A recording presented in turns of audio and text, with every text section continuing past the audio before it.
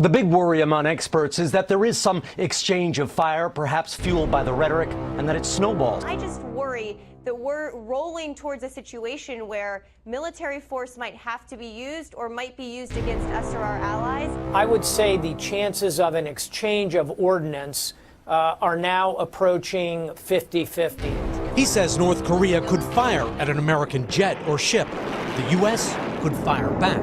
We are at such a high level of potential escalation to full-blown war. Two nuclear powers who both seem increasingly credible in their threats to use catastrophically powerful weapons against each other. North Korea's foreign minister said today the words President Trump has been using amount to a declaration of war, and the North has the right to retaliate by shooting down U.S. bombers. On the same day North Korea said the U.S. has declared war, it released a computer simulation showing how it would destroy American aircraft and set a carrier ablaze. It's propaganda, but experts say there is now a real risk of an exchange of fire with nuclear-armed North Korea, or worse. The growing concern comes after President Trump stepped up his personal insults against Kim Jong-un, labeling him Little Rocket Man and tweeting he won't be around much longer. Beyond rhetoric, the U.S. this weekend flew 2 advanced bombers near North Korea's border. North Korea's foreign minister replied today. Since the United States declared war on our country, he said, we will have the right to make countermeasures, including shooting down U.S. bombers even outside North Korean airspace. The Pentagon said the night flight by the B-1s and F-15s was a response to recent North Korean missile tests, as well as a powerful underground nuclear explosion, and was intended as a signal of the many military options the U.S. has against North Korea.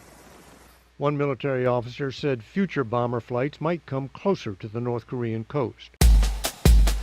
What do you make of these latest battles back and forth, and now the North Koreans say we've all declared an act of war, both in our language and in our reconnaissance operations in areas that we have not been in decades? What do you think? Well, what Hawaii is trying to do is walk a delicate line between being in denial and not being an alarmist. And we feel that ignorance is fear. So what we're trying to do is educate the population. We had a briefing last week. We're going to go out into a speakers bureau getting basically a message of 3 things. If there's any explosion, any missile, it's get inside, stay tuned. And Neil, what people have to know, we only have a short window here in Hawaii. We're about 20 minutes away from a missile, but only about 12 to 15 minutes before we actually get warned about it. So we don't have shelters. We don't have the opportunity to do that. We are just now being prepared. Being aware is being prepared, and that's all we're doing. We're not overreacting, but look, you guys in the mainland got to realize this. The July 4 missile showed that he can go to Alaska, the West Coast, possibly even into the Midland. So what Hawaii is doing, I think, is what basically the mainland has to be doing, not being in denial, thinking, well, we're so far away. Technologically, yeah, maybe Hawaii is in closer proximity, but inevitably, if this guy does what he says he's going to do, I think we all need to be prepared and be aware. What are your thoughts of the way we have been reacting to the North Korean leader, Kim Jong-un? Now, they take great offense to the way the president referred to him as Rocket Man, that the president would be very aggressive and destroy North Korea, that this type of language has made things more agitated. Never mind the provocative behavior the North Koreans have shown. But what do you make of this? How do you dial this down, or can you at this point? You got to remember, this started 50 years ago. You're absolutely right. With, the end of the quote, end of the Korean War to now, Hawaii was placed on a map of death along with Vandenberg and Barksdale, where the B-52s are, in 2013. But because of appeasement, i.e. strategic patience, and what I would call weak intelligence, we're suddenly now trying to play catch-up. On July 4, when they sent the missile over, it was saying that the Defense Intelligence Agency said, hey, well, we probably underestimated their technology by 5 years. That is embarrassing and unacceptable. We got to get better intelligence, and basically the appeasement of the last 3 administrations just didn't cut it. So we really underestimated this guy. And so the rhetoric today is, to me, is a sideshow. This has been going on for decades, and we've never faced the music. Now we have no choice but to do what we're doing. You believe that Kim Jong-un is finally starting to feel isolated. Why do you say that?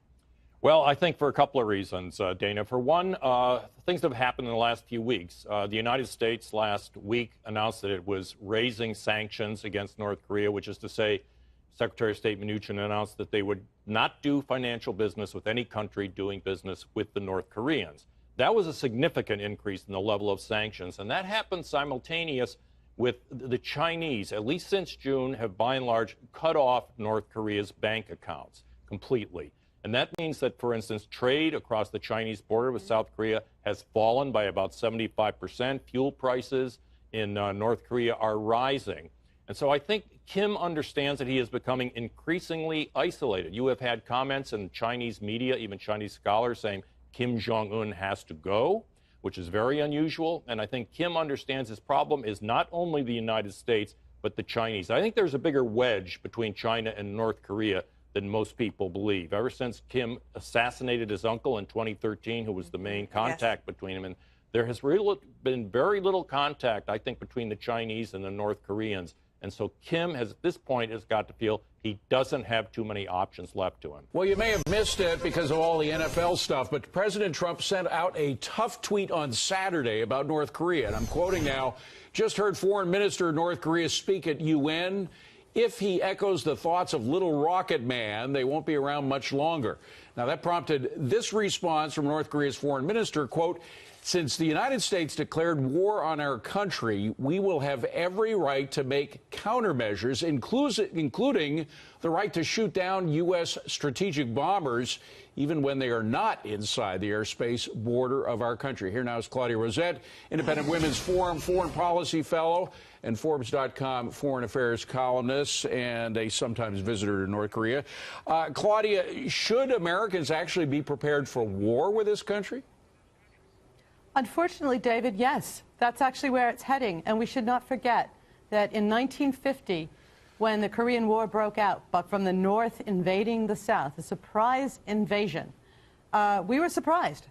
And yeah, you should be, because at this point, it's brinksmanship. I'm looking less at the words. North Korea loves to make all sorts of hyperbolic statements, but the actual capabilities that they've got, they can now reach us. Jim Mattis and Mr. McMaster and even the CIA are at this point assembling an array of military options. Under international law, a country's airspace extends 12 miles out to sea. But years ago, North Korea declared a military zone extending 70 miles off their east coast. The next move is up to Kim Jong-un, and U.S. intelligence has detected signs North Korea could test an intercontinental ballistic missile sometime in the next 5 to 10 days. That said, North Korea is raising the stakes in its high-risk standoff with the United States. The regime's top diplomat says his country regards itself at war with the United States after President Trump's outspoken remarks about Kim Jong-un at the UN General Assembly last week. The North's foreign minister also threatened to shoot down American fighter jets, even if they are nowhere near North Korea's airspace. Kim Hyo-sun with the details. North Korea's Foreign Minister Lee Yong-ho says President Trump has declared war against his country, warning that Pyongyang has the right to defend itself, including shooting down American bombers if necessary. Since the U.S. has clearly declared war on our country, we have every right to take countermeasures. That includes the right to shoot down their bombers at a time of our discretion, even if they're not in our airspace. We will see then who lasts longer. Lee made the comments on Monday in front of his hotel in New York, where he attended the UN General Assembly last week. The remarks come after Washington's flying of 2 B-1B bombers in international airspace off North Korea's eastern coast on Saturday. Referring to Trump's tweet, in which he said North Korean leader Kim Jong-un and his regime won't be around much longer, Lee condemned the U.S. president for declaring war. Trump ultimately declared war on us last weekend by claiming again that our leadership won't be around much longer. Given that this comes from an incumbent American president, this is clearly a declaration of war.